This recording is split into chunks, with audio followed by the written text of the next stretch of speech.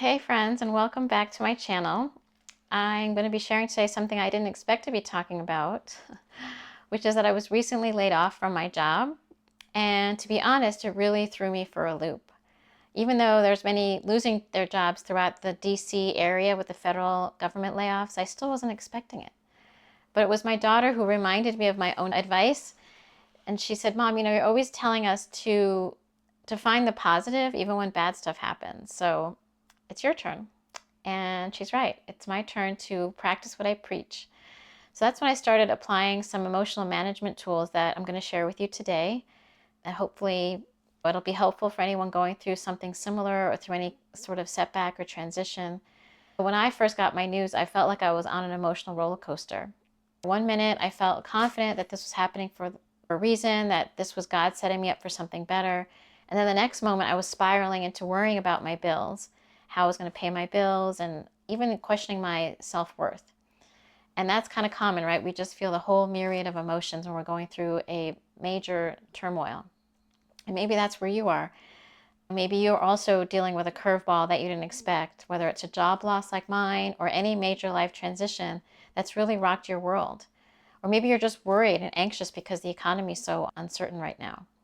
So I'm going to tell you today how I navigated this transition and the truths that have anchored me, the spiritual truths, as well as a practical emotional management technique that I call EAR, E-A-R, and that's been helping me remain pretty steady even in this really difficult, uncertain time. So let's talk about what happens when our bodies and our minds experience like a turmoil or an emotional turmoil. Understanding this was really a game changer for me because it helped me understand physiologically what was happening inside. So when we experience a major life disruption, our nervous system goes into protection mode. So it isn't just psychological, it's also physiological. Our bodies will release hormones and our breathing patterns will often change, and parts of our rational brain will actually even go offline. So sometimes people experience maybe forgetfulness, for example. So this explains why during times of emotional turbulence, we might find ourselves doing things we don't normally do. We might make impulsive decisions that we regret later. We might say something that we didn't mean or that doesn't align with our values. We might be struggling to really connect with God's presence in our lives. We might feel abandoned. We might be having physical symptoms like sleep deprivation or appetite disruptions or changes. So it's normal. All this is normal. We might even feel like disconnected from our bodies, disassociate from our bodies. That's pretty common as well. But the good news is that once we understand this and we intervene in very specific ways, we can start feeling a lot better. And every day won't feel like such a hardship.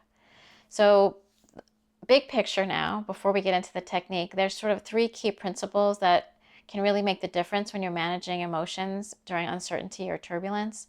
So again, we're going to just take a broader view and just realize that, first of all, emotions need acknowledgement. They shouldn't be suppressed.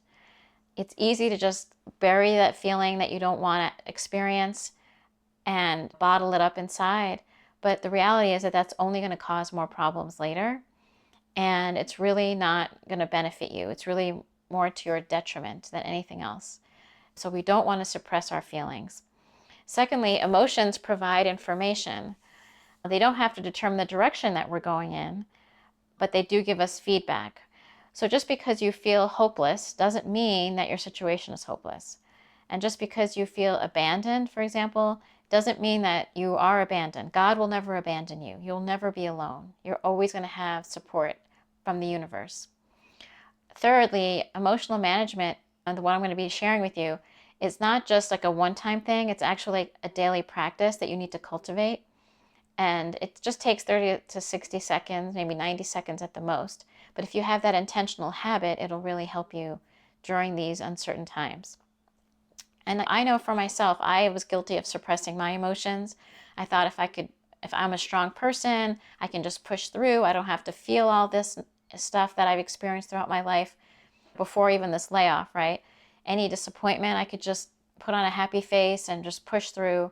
But eventually those emotions that you might suppress, that I suppressed, will come out in unexpected ways. It'll erupt someplace. It'll leak out in some way. And also, true emotional health isn't just never feeling difficult emotions, but just understanding how to process them, understanding how to move through them, and understanding that they're just weather. It's just something to feel and get through. It doesn't have to be your whole existence. So let's talk about the EAR method that I mentioned. It stands for embrace, address, and redirect. And it's a really helpful practice. I've been using it, and I've taught other people how to use it through my energy healing that I've done. So the first step is that we want to embrace the emotion by naming it very specifically. So instead of just saying something general like I feel bad, we want to say something more specific like I feel disappointed, or I feel anxious, or I feel angry, or I feel rejected. Whatever it is, you want to really name that emotion, because just doing that brings the emotion from the emotional center of your brain and moves it to the more rational part of your brain, which immediately reduces its intensity. So just that simple act of naming it will make it feel less severe in your body. So let's do a practice real quick. We'll just put our hands on our heart. Just take a deep breath and just close your eyes and feel into whatever it is you're feeling right now in the moment. What's present for you today? And you can say it out loud or just quietly in your mind. I am feeling. For me, I'm feeling ungrounded. Okay, and then the next step is you want to figure out where in your body exactly you're feeling it. What part of your body are you storing that emotion? Anxiety will often sit in our chest or our stomach. Grief can feel heavy on our shoulders. For me, the ungroundedness I feel in my back.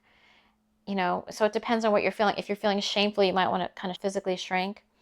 But identifying where you're holding it is the first part of this. The next part is you want to breathe into that area. Just directly breathe into it. Just inhale. Imagine you're inhaling God's love and light.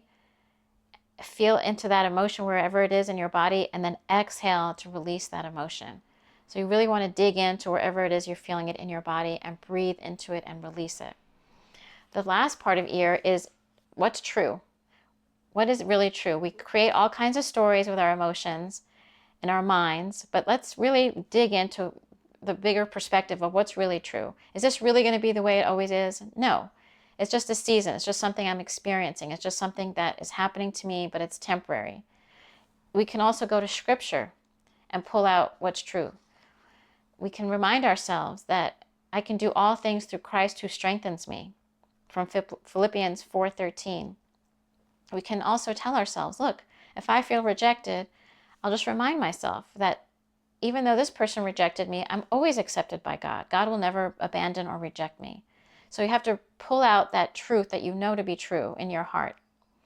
So when I lost my job, there were two realities that existed simultaneously. There was uncertainty, which is very real. I mean, it still is very real. But there's also the certainty that God's provision is coming, and I know that. So the disappointment is valid, but there's also purpose in His redirection. So those two things can exist simultaneously. So we're not forcing positivity or spiritualizing away our genuine human feelings, but we're expanding our perspective to hold both our human experience and the bigger picture, God's bigger picture for us. Those two things can exist together. So really, turbulent emotions can actually become portals to deeper intimacy with God when we bring them into His presence. When we hand it to Him, it'll bring us closer to Him. It's a portal that allows us to be closer to Him. So every time you practice the EAR method, you're not just walking through your emotions or managing your emotions, but you're also creating a space for a divine encounter. So it's an opportunity to grow closer to God. So the heart of emotional healing is not the absence of the difficult feelings, but the presence of divine companionship as we navigate through them. Okay, so as we wrap up today, I just want to leave you with a simple challenge, I guess you can call it.